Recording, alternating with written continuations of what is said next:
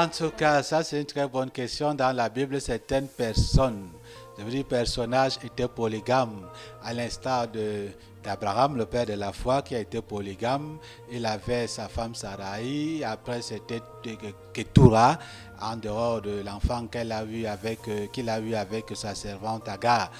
Nous voyons les gens comme les David, qui étaient également polygames, les Salomon qui étaient polygames. Mais permettez-moi comme ça de vous poser la question aussi, est-ce que vous avez vu un polygame dans l'église du Nouveau Testament? Peut-être tout à l'heure, je nous ouvrirai un pan là-dessus. Ok, à quel moment la polygamie a été permise, si vous me permettez l'expression, nous retrouvons le premier polygame ou la polygamie dans la Bible. Dans la Bible, il y a ce que nous appelons les dispensations en théologie. Et il y en a en 7, je ne vais pas tout citer ici. La première dispensation, c'est la dispensation de l'inconscience. Au moment où Dieu crée l'homme, l'homme est inconscient. Et la Bible ne nous dit pas combien de temps ils ont mis ensemble pour...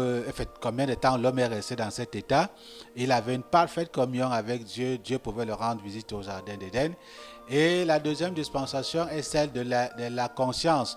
Quand l'homme a péché, il est devenu conscient qu'il était nu. On ne sait pas également combien de temps cela a duré. Après, nous voyons la dispensation du gouvernement humain.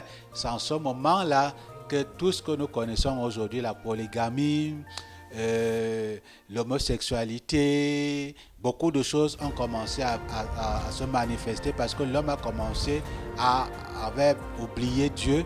Il a commencé à faire de lui-même.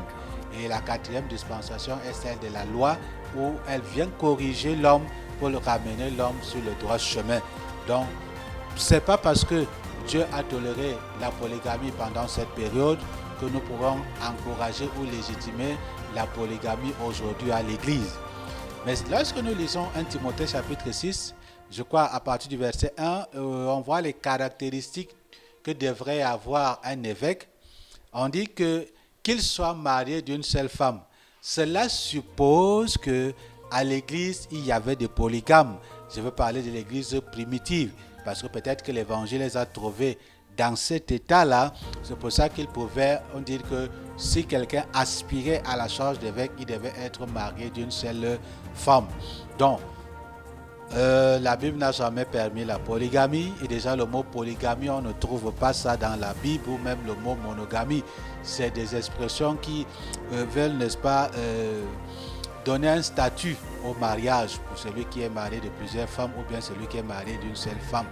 Donc, la Bible n'a jamais encouragé la polygamie, plutôt la monogamie, parce que Dieu dit, il n'est pas bon que l'homme soit seul, je lui ferai une aide semblable et non pas des aides. Comprendre